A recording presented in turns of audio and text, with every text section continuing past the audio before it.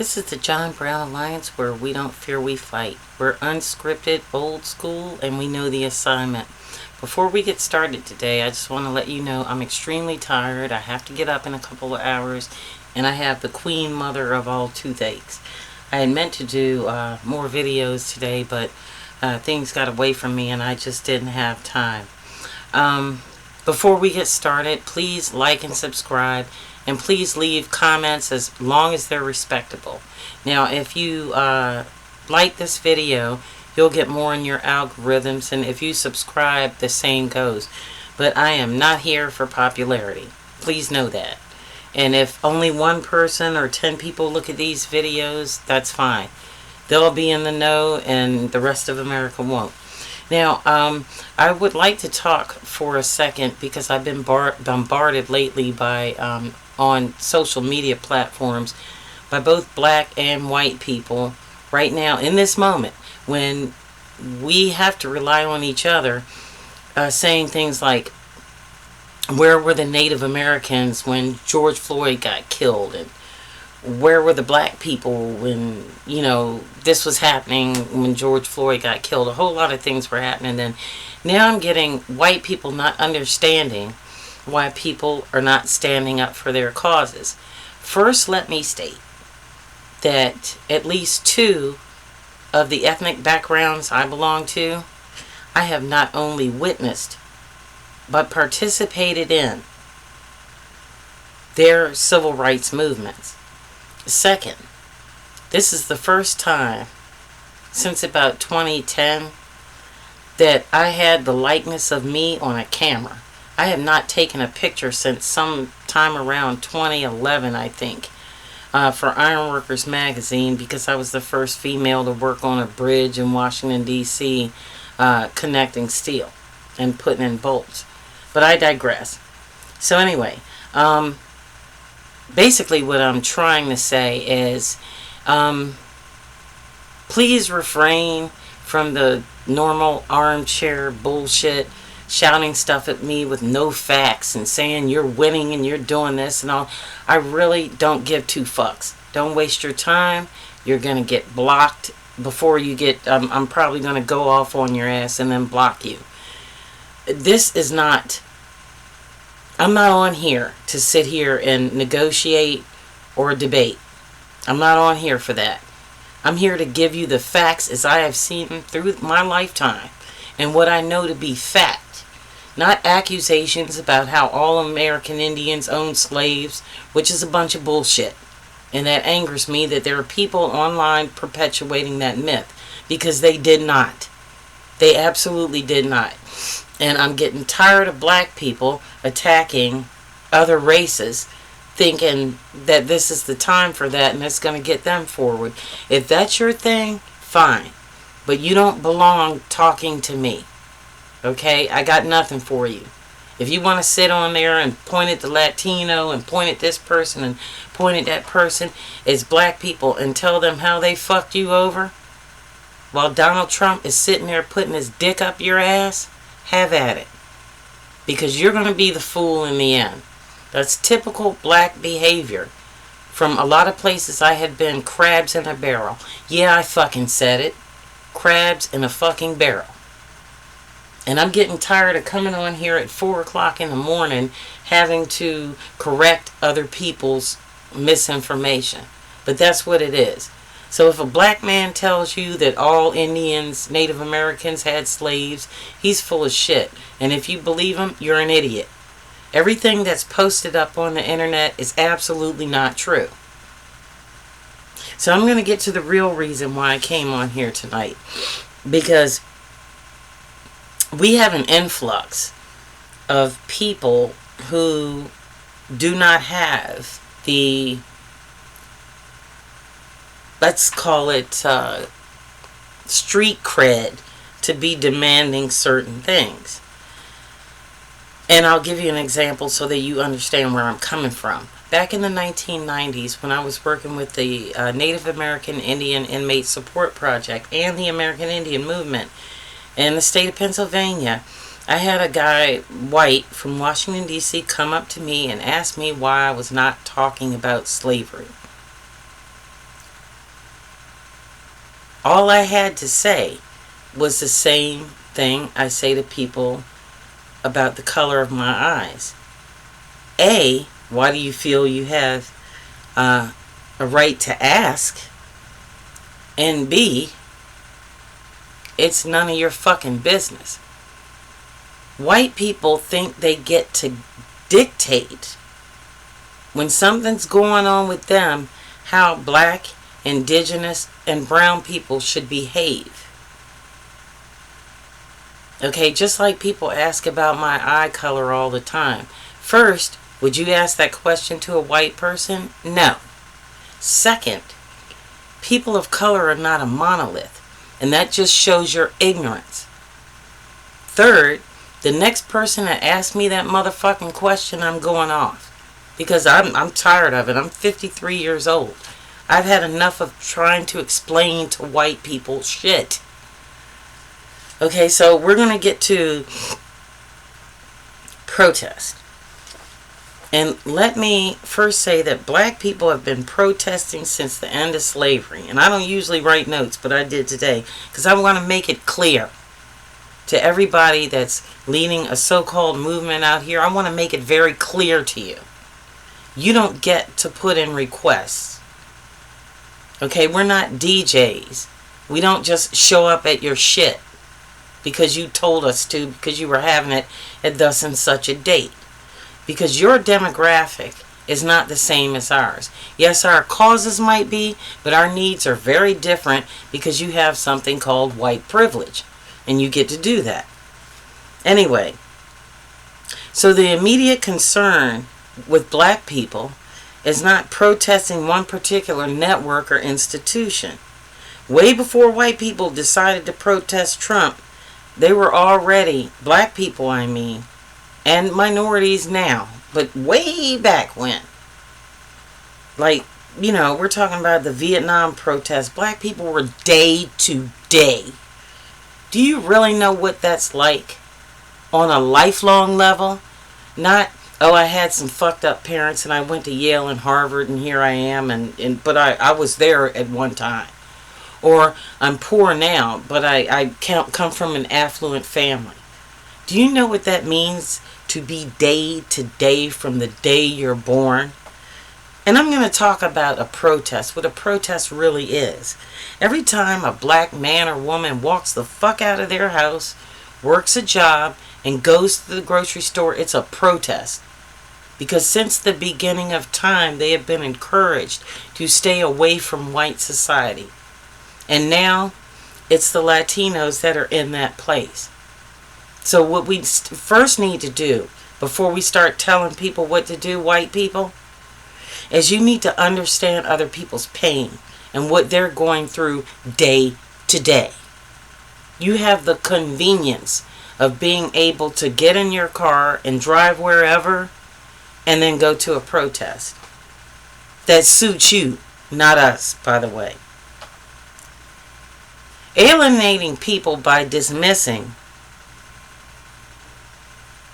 their views or where they should be protesting and not your cause is not a good way to get people out. After Donald Trump, and that should be your example to go by, you can't just get on social media and say be here and there, and I'm there, and that's where you should be. That's not, that's unacceptable.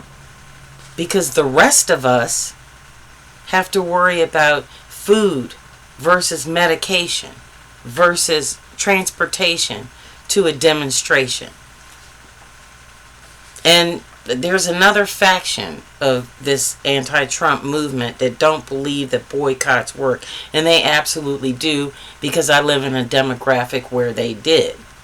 Now, before you say anything about boycotting Walmart on day one, okay, of the general strike,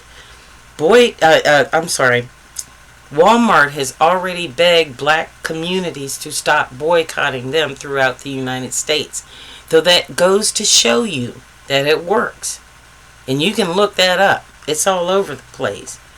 Other places are McDonald's, Home Depot, because of them snatching Latinos out of there, and so on and so forth. So just because you don't see it with your own eyes in your community, or you don't support it, doesn't mean it doesn't work.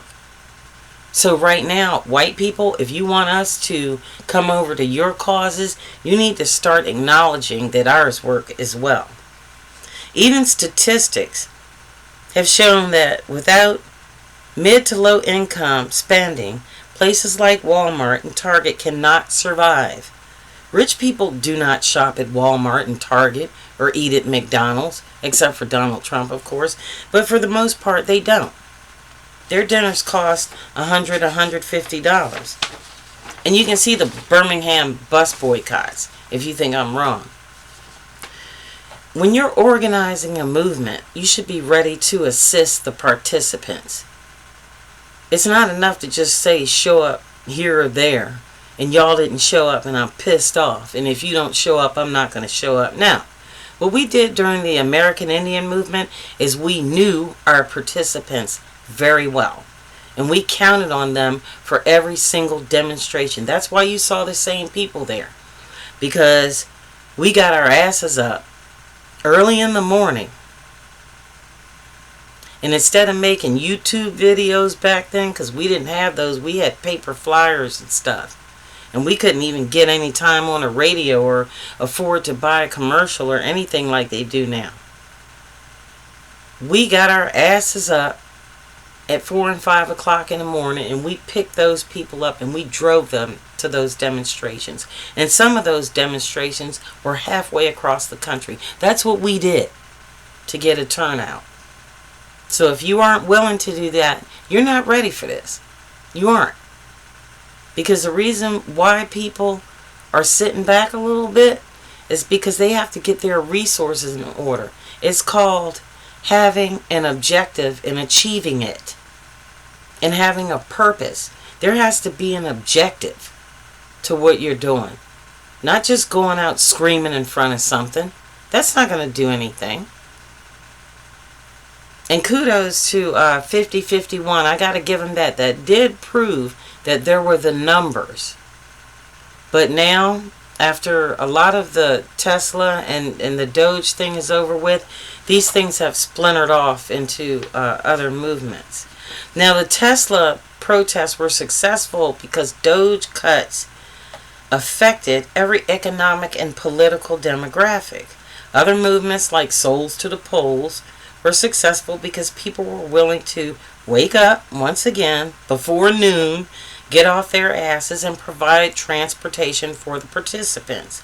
Now, for a lot of these demonstrations, you have enough time where you can get your finances together along with your community and organize for bus loads of people. It's not just give somebody 1 day's notice and expect them to be somewhere. That's not going to work. Because right now, what's on people's minds, regular people's minds, no matter what race they are, is it is about to be August. School's coming up, and they have to worry about no school lunches and buying school supplies. That's where their head's at. Not on being, cajoled or guilted into not showing up to something, because that's your particular cause. Behind the scenes, organization is far more important and requires a lot more investment than a few minutes per day on social media. This battle is not going to be won on social media. Not at all. Some old school tactics still need to be implemented. Every day I leave my house, I go outside and I interact with people that I believe that I can have join some of these movements. Not only that, at nighttime, I'm with a bunch of my other neighbors, which is why I got to get up in a couple hours and haven't slept in 3 days, out here actively patrolling for ICE and looking for things that don't look right. That's what an activist does. He doesn't just get on camera and talk, or she. They actually do shit when no one's watching. so that everybody can get to the demonstration well fed, taken care of, and not in jail. Real change occurs on multiple fronts. There must be, and others must believe in an objective. I said before, shouting in front of a building is not going to do it for a few hours a day and then going home. It might get a little bit of attention, but it has a really quick shelf life.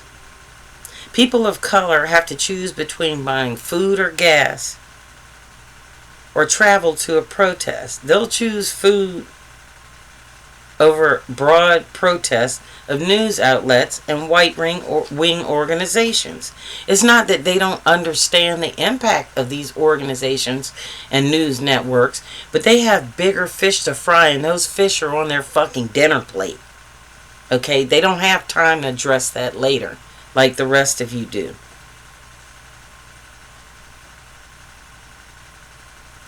Now, these protests, some of them don't even remotely address life and death, policies that are being put forth by the Trump administration. So this is why you don't have the turnout that you do. So if non-white turnout is low, your message doesn't resonate, or you come across as a one-trick pony. And I'd like to talk about that again.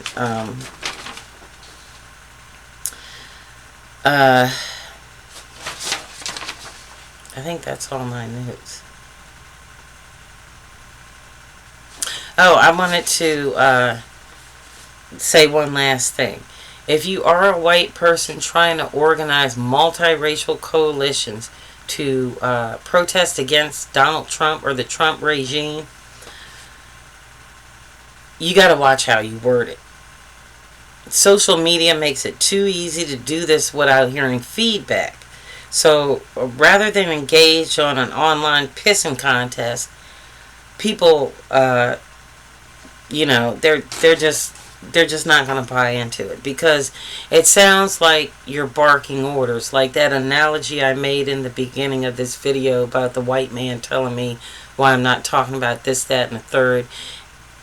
Since white people came to America, Native Americans and black people have been told what's good for them by white people, and whitey knew better than they did.